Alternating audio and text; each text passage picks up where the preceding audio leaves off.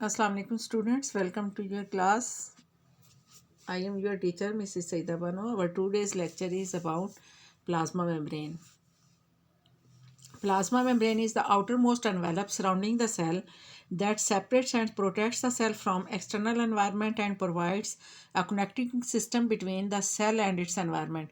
कि plasma membrane जो है ये सेल के आउटर मोस्ट कवरिंग है या एनवेलप है जो कि सेल को एक्सटर्नल एनवायरनमेंट के हार्मफुल इफेक्ट से प्रोटेक्ट करता है और इसके अलावा ये एक कनेक्शन भी है एनवायरनमेंट और सेल के दरमियान में it is the outer most layer in animal cells कि एनिमल सेल्स में प्लाज्मा मेम्ब्रेन जो है ये आउटर मोस्ट लेयर है सेल की और जितने बाकी सेल होते हैं प्लांट्स के सेल्स होते हैं या फंजाई का सेल होता है तो उनमें प्लाज्मा मेम्ब्रेन के बाहर सेल वॉल होती है।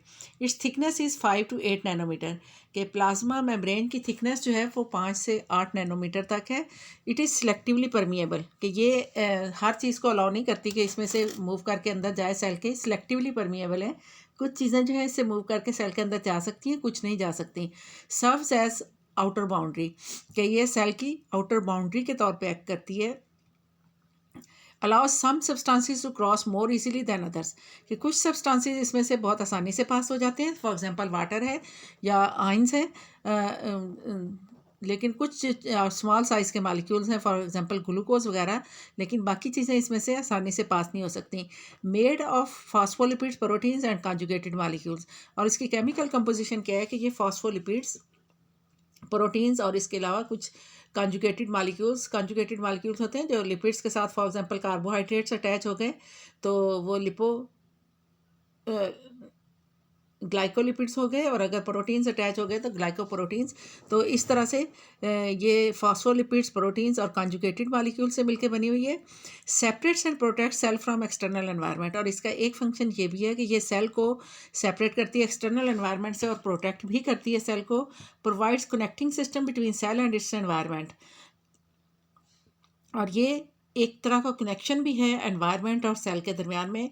आल्सो कॉल्ड सेल मेम्ब्रेन और इसको सेल मेम्ब्रेन भी कहते हैं।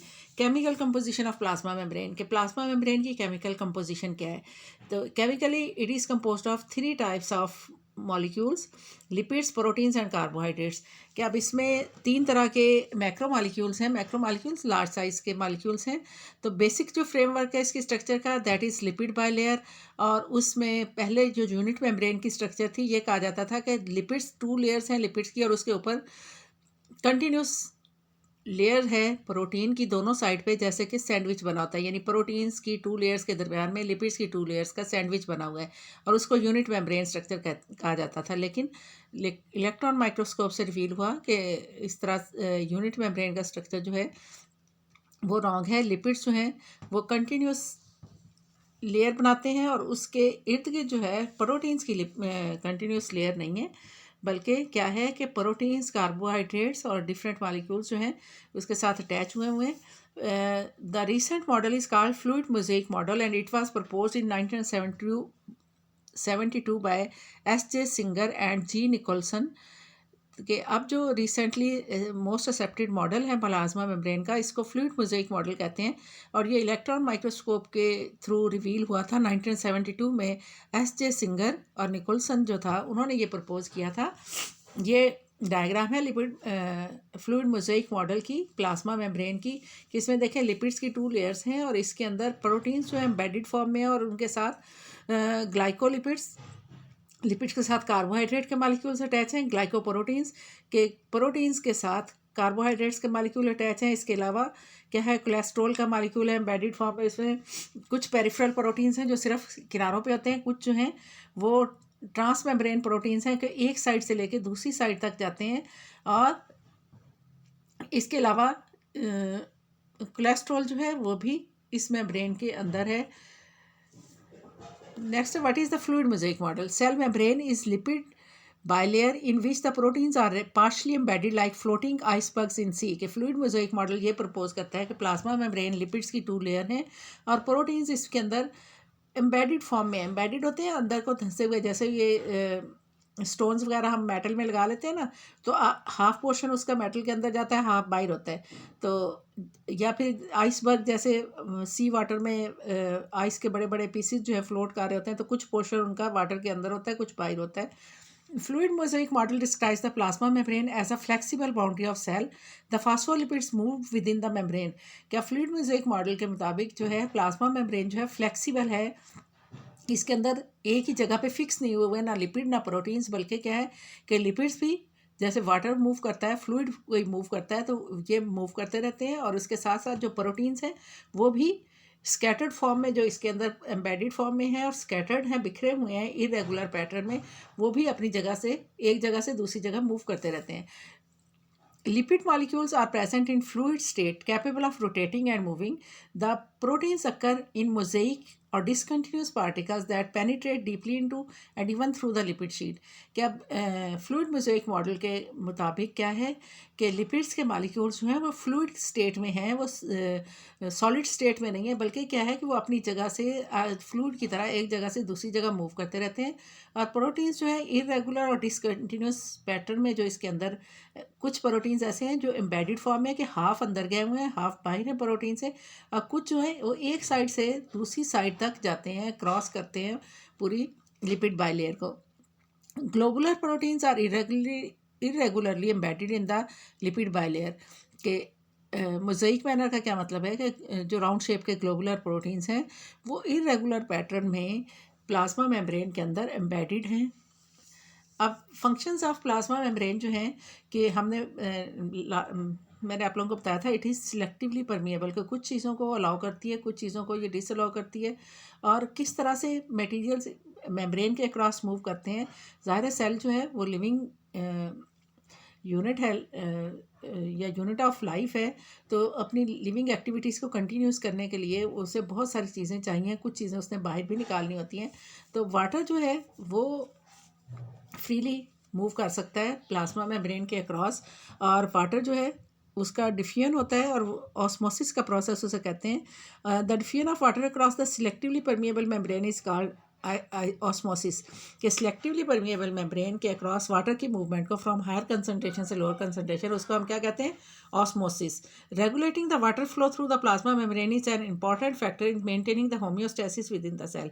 क्या प्लाज्मा मेम्ब्रेन का एक इंपॉर्टेंट फंक्शन ये है कि वो वाटर की मूवमेंट को रेगुलेट करे. वाटर की कंसनट्रेशन सबसे ज़्यादा है सेल के अंदर, तो साइटोप्लाज्म का 90% वाटर है. वाटर कंटिन्यूसली चाहिए सेल को.